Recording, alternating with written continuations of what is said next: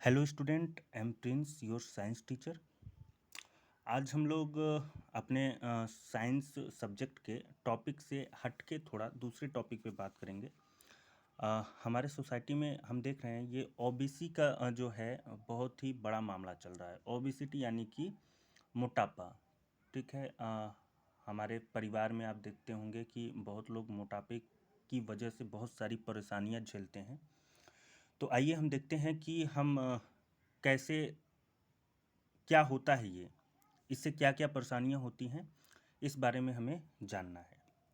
तो इसको जानने के लिए हमें जो है एक जो गवर्नमेंट के द्वारा मतलब इसको डिफाइन करने की किसकी हेल्थ ठीक है किसकी हेल्थ नहीं ठीक है, उसके लिए एक इंडेक्स बनाया गया है जिसको बोलते हैं BMI। BMI ये एक तरह की मशीन होती है जो कि हमें हॉस्पिटल वगैरह में मिलती है, जिससे कि हम लोग अपने हेल्थ को देखते हैं कि हमारी मतलब हाइट के अकॉर्डिंग हमारा वेट जो है वो ठीक है नहीं। तो आइए देखते हैं कि ये BMI क्या होता है। BMI जिसका कि फुल फॉर्म होता है body mass index. Body mass index BMI। ठीक है। बॉडी की हाइट के अकॉर्डिंग उसकी मास कितनी है, इसके बारे में बताया जाता है।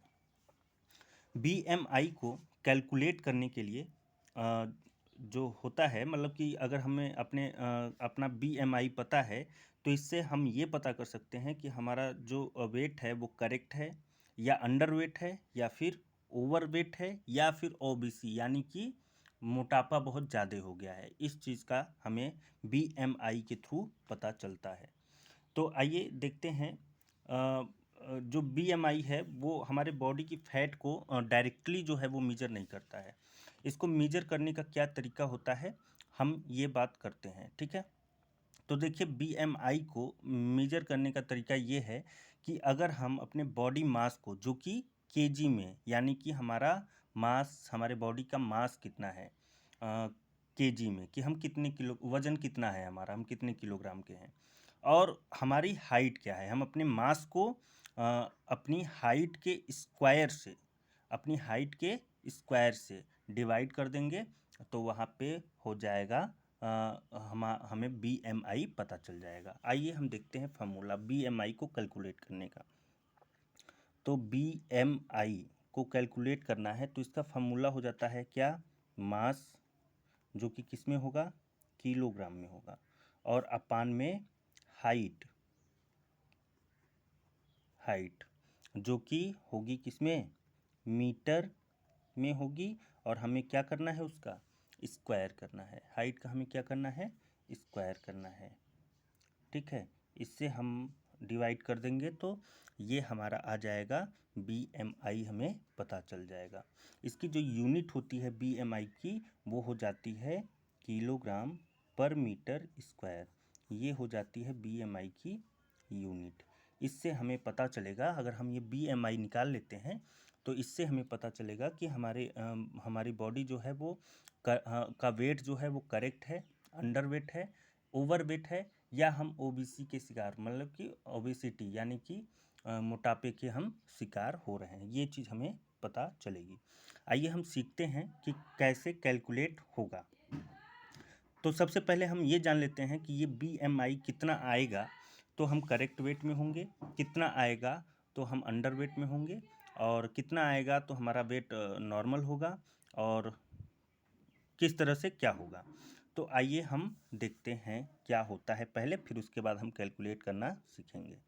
तो बॉडी मास इंडेक्स, इसको हमें देखना है। तो पहले हम देखते हैं कि BMI केजी पर मीटर स्क्वायर में कितना होगा, और वो किस कैटेगरी में आएगा। तो अगर हम पहला देखते हैं, अगर वो BMI 18.50 से लेस है, ठीक है, मतलब कि 18.50 से कम आ रहा है BMI, तो आप जो हैं अंडर वेट में हैं। आप अंडर वेट में हैं। ठीक है, पहला मिल गया, हमें ये पता चला कि अगर BMI कैलकुलेट करने पे 18.50 किलोग्राम पर मीटर स्क्वायर आता से कम आता है तो इसका मतलब आप अंडर वेट में हैं। अगर आपका BMI 18.50 से लेकर 24.99 के बीच में आता है तो फिर आपका वेट जो है वो नॉर्मल रेंज में है। मतलब कि आपका जो BMI है वो 18.50 से 24.99 किलोग्राम पर मीटर स्क्वायर होना चाहिए, तब आप जो है नॉर्मल रेंज में है, यानी कि आपका जो वेट है वो एकदम परफेक्ट वेट है। अब अगर हम आगे देखें तो अगर आपका 25.00 से लेकर 29.99 किलोग्राम पर मीटर स्क्वायर के बीच में आपका BMI आता है तो आप जो है ओवर वेट हैं, तो आप ओवर वेट हैं, यानी कि आप प्री OBC, यानी कि आपका मोटापे से पहले वाली जो वेट होती है वो आप गेन कर रहे हैं, यानी कि आप मोटापे को की तरफ बढ़ रहे हैं। अब आइए हम देखते हैं, अगर 30.00 से लेके 34.99 किलोग्राम पर मीटर स्क्वायर है तो आप OBC में आ जाते हैं, यानी कि आप मोटापे के शिकार हो चुके होते हैं और ये आपका कैटेगरी 1 होता है, मोटापे का ये कैटेगरी फर्स्ट होता है। ठीक है, मतलब कि आप जो है कैटेगरी फर्स्ट तक अपने मोटापे को काफ़ी हद तक कंट्रोल कर सकते हैं, आपको बहुत ज़्यादा खतरा नहीं है, लेकिन आप कंट्रोल नहीं करेंगे तो आप आगे OBC को बढ़ाते जाएंगे और आपको आपका खतरा बढ़ता जाएगा। आइए हम अभी आगे और देख लेते हैं, अगर 35.002 39.99 किलोग्राम पर मीटर स्क्वायर आपका BMI आ रहा है तो इसका मतलब कि आप OBC यानी कि मोटापे के कैटेगरी सेकेंड में आ रहे हैं। ठीक है, आप मोटापे के कैटेगरी सेकेंड में आ रहे हैं। यहीं अगर हम आगे देख लें कि अगर आपका 40 के इक्वल या 40 से ज़्यादा किलोग्राम पर मीटर स्क्वायर BMI हो जाता है तो आप OBC के कैटेगरी थर्ड में आ जाते हैं। ठीक है, यहाँ से आप रिकवर नहीं कर सकते हैं, ये आपके लिए बहुत ही डेंजरस है और आप जानते हैं कि मोटापे की वजह से कौन कौन सी बीमारियाँ होती हैं। आप देख सकते हैं कि मोटापे की वजह से आपको कौन कौन से खतरे हो सकते हैं, हम बता सकते हैं। जैसे कि पहला नंबर जो मतलब कि OBC यानी कि मोटापे के कारण जो होने वाली डायसिसिस हैं, डायसिसिस फ्रॉम OBC, यानी कि आपको जो है खतरा जो होने वाला है मोटापे की वजह से, पहला खतरा जो है, सबसे पहला खतरा वो होता है डायबिटीज। पहला खतरा जो होता है वो होता है डायबिटीज़ का, मोटापे की वजह से डायबिटीज़ जो होती है बहुत जल्दी आता है। दूसरा जो रिस्क होता है मोटापे की वजह से वो होता है high blood pressure. High blood pressure होता है सेकेंड डायसिसिस जो कि OBCT के कारण होता है। ठीक है, थर्ड जो होता है वो होता है हार्ट डायसिसिस। ठीक है, जैसे कि हार्ट अटैक वगैरह आप सुनते हैं, ख़ास तौर से देखते होंगे कि जो लोग मोटे होते हैं उन्हीं को ही हार्ट अटैक आता है, तो ये हार्ट की बीमारियां भी मोटे लोगों को ही होती है। ठीक है, तीसरा होता है कि आपको कैंसर होने का खतरा बहुत ज़्यादा रहता है, मोटे लोगों को ही कैंसर होने का खतरा ज़्यादा होता है, तो रिस्क ऑफ कैंसर। फोर्थ होता है ये फोर्थ हो गया और ये फिफ्थ जो होता है आपका हाई कोलेस्ट्रॉल हो जाता है, कोलेस्ट्रॉल बढ़ जाता है जो कि आपके लिए प्रॉब्लम ही क्रिएट करता है।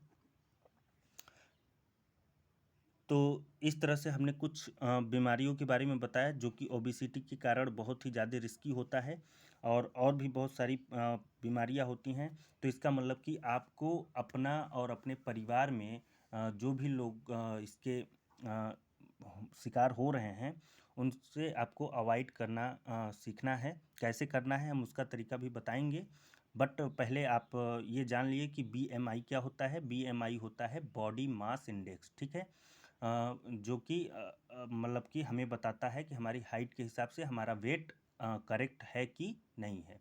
हमने यहाँ पे एक टेबल भी दे दिया आपको कि कितना अगर आपका बीएमआई इनमें से जो है उसके हिसाब से यहाँ पे बता गया है कि किस कैटेगरी में है। मतलब जो सबसे नॉर्मल रेंज है यानी कि जो अच्छी कैटेगरी है वो आपका होना चाहिए 18.50 टू 24.99 किलोग्राम पर मीटर स्क्वायर। अगर आपका बीएमआई है तो आप नॉर्मल रेंज में हैं। अब आइए हम देखते हैं कि इस बीएमआई को हम कैसे कैलकुलेट करते हैं। देखिए इसकी एक मशीन होती है जो कि आपको हॉस्पिटल्स वगैरह में मिलेंगी, बट आप अपने घर पे भी जो है इसे देख सकते हैं, कैलकुलेट कर सकते हैं। सपोज करिए कि आपके घर में कोई व्यक्ति हैं, हम एक एग्जांपल लेके समझा रहे हैं इस चीज़ को कि कैसे आप कैलकुलेट कर सकते हैं। तो एग्जांपल के थ्रू हम समझा रहे हैं। मान लीजिए एक व्यक्ति हैं जिनका जो मास है यानी कि वजन है वो हम मान लेते हैं 60 kg है। कितना है? 60 kg है। और उनकी जो हाइट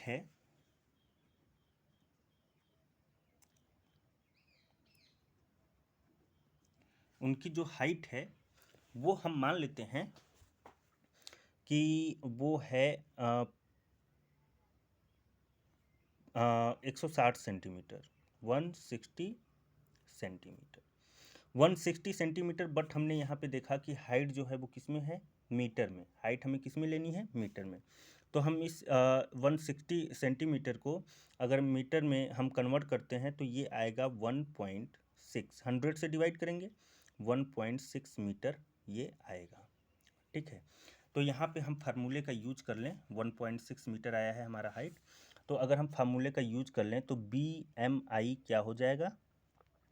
मास कितना है? 60 kg और हाइट कितनी है? 1.6। हमें क्या करना है? इसका स्क्वायर करना है, क्योंकि आप यहाँ देख सकते हैं हाइट जो है वो स्क्वायर में है। तो 1.6 स्क्वायर कर देंगे तो मीटर का भी स्क्वायर हो जाएगा। तो यहाँ पे आप देख सकते हैं 60/1.6 का आप स्क्वायर करेंगे तो मल्टीप्लाई कर लीजिए 1.6 मल्टीप्लाई बाई 1.6, 6 जा 36, 6 1 जा 6 और 3 9। 1 का मल्टीप्लाई करेंगे 6 1 6 9 और 6 15 2, मतलब कि आ गया ये 2.56। अब आपको 60 को इससे डिवाइड करना है तो हम इसको ऐसे भी लिख सकते हैं। डेसिमल को रिमूव करेंगे तो यहाँ पे डबल ज़ीरो आ जाएगा और ये हो जाएगा 256। अब इसको हम जो है कैंसिल कर दें, मतलब लोवेस्ट टर्म में कर दें। 2 3 जा 6, 3000 और 2 1 जा 2, 2 2 जा 4, 2 8 जा, फिर ये 2 से कैंसिल होगा, ये आ जाएगा 1500 और ये आ जाएगा, फिर इसको 2 से कैंसिल कर दें, ये आ जाएगा 750 और ये आ जाएगा 32। इसको फिर से 2 16, 2 3 जा 6, 2 7 जा 14, 2 5 जा 10, मतलब कि अब ये कैंसिल नहीं होगा। अब 300 ये आ गया कितना? 375/16। अब आप इसको डिवाइड कर लीजिए। 375 को 16 से डिवाइड करेंगे तो 16 2 जा 32, 7 में से 2 गया 5 और 16 3 जा होता है 48,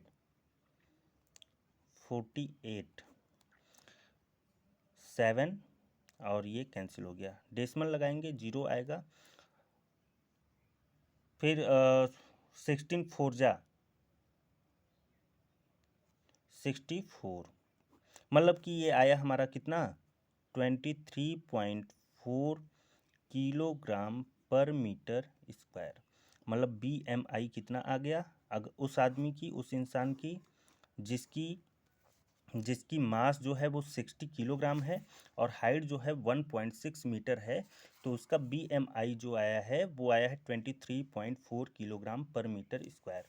यानी कि वो किस कैटेगरी में आ रहा है, 18.50 से 24.99 के बीच में आ रहा है।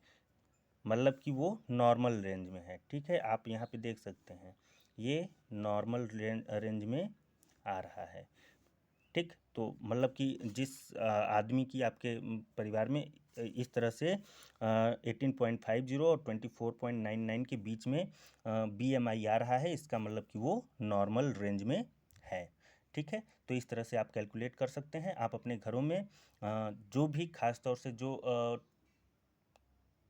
40 ईयर के ऊपर हैं लोग, ठीक है, उन पे ये ज़्यादा ध्यान देने की ज़रूरत होती है, क्योंकि 40 ईयर के बिलो वाले लोग की वेट और हाइट जो होती है उसके अकॉर्डिंग बीमारियां कम आती हैं, हेल्दी होते हैं वो, इसलिए बीमारियां कम आती हैं। लेकिन 40 के अबव जो है, जो लोग हैं, उन पे आपको ज़्यादा फोकस करना है। तो इस तरह से आप BMI अपने घरों में कैलकुलेट करें हर एक मेंबर की, और उनके मतलब कि उन्हें तमाम प्रकार की बीमारियों से बचा सकते हैं।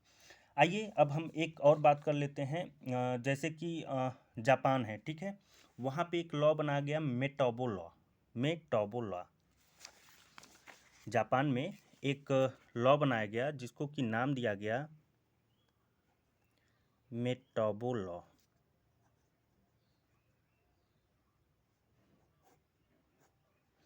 ठीक है, मतलब कि जापान में जो ओबिसिटी का यानी कि मोटापे का जो ऑफिशियल नेम है वो है मेटाबॉलिक सिंड्रोम। मतलब कि ओबिसिटी का